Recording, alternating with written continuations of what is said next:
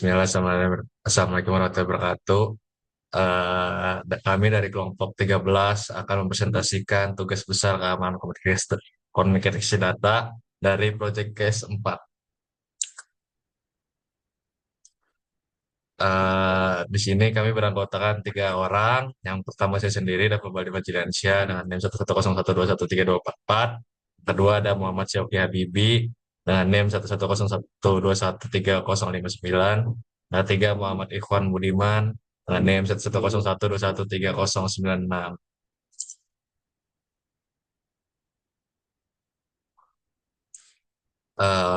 Oke, dari pendahuluan project ini kita menggunakan compare the performance of fulfillment algorithm by using ECC and RSA dengan MQTT dengan the delay communication and computation should be taken by average at least 100 samples. Pada proyek kali ini tujuannya dilakukan untuk mengetahui metode mana yang ECC atau RSA yang lebih cocok digunakan dalam aplikasi yang menggunakan protokol MQTT dengan mempertimbangkan faktor kecepatan atau efisiensinya. Selanjutnya akan dipresentasikan oleh partner-partner saya. Saya akan menjelaskan MQTT dan DeFi Hellman. MQTT adalah Message Queuing Telemetry Transport yang merupakan protokol komunikasi yang ringan dan dirancang untuk mengirimkan data antara perangkat, khususnya dalam aplikasi Internet of Things atau IoT. Menggunakan model penerbit pelanggan, di mana perangkat penerbit mengirimkan pesan ke broker dan perangkat pelanggan menerima pesan dengan mendaftar pada topik tertentu. Protokol ini efektif, menghemat bandwidth, dan ideal untuk situasi dengan sumber daya terbatas seperti sensor dan perangkat IoT. MQTT memungkinkan komunikasi dua arah dan dapat beroperasi dengan enkripsi untuk melindungi data.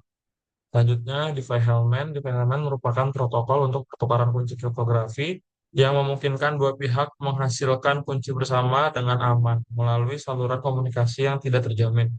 Protokol ini berfungsi dengan menggunakan prinsip matematika yang berkaitan dengan bilangan modulo dan eksponensial. Setiap pihak memilih angka pribadi yang dirahasiakan dan menghitung nilai publik berdasarkan angka itu.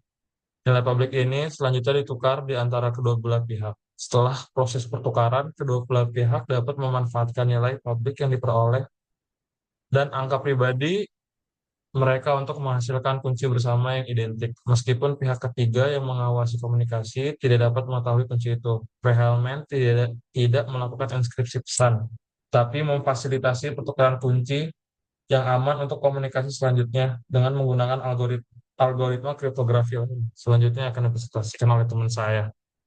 Selanjutnya saya akan menjelaskan hasil dan simulasi codingan yang sudah kami buat. Function start untuk mengkonekkan broker. Setelah connect, lanjut ke function on connect untuk mensubscribe topik yang sudah terconnect.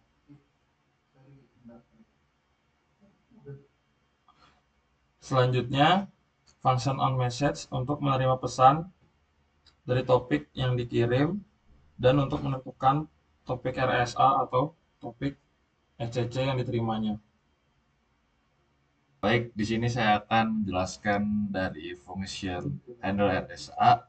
Di function handle RSA ini untuk mengakses RSA-nya dan tipe enkripsi seperti public key dan transmisinya. Lalu menghitung delay dan dari komputasi dan transmisi.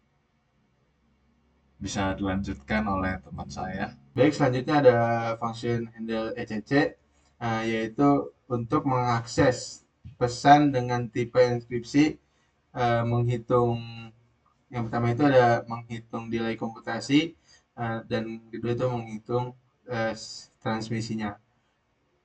Oke, selanjutnya saya akan menjelaskan hasil codingan dari sendernya. Yang pertama itu ada function untuk run evaluation-nya, berfungsi untuk mengirimkan pesan yang sesuai topiknya ke brokernya. Selanjutnya ada sender print result untuk ngeprint semua hasil keseluruhan dan menampilkan grafik yang setelah di running. Selanjutnya ada function start untuk mengkonekkan broker. Setelah connect, function unconnect berfungsi untuk mensubscribe topik yang sudah terkoneksi ke broker.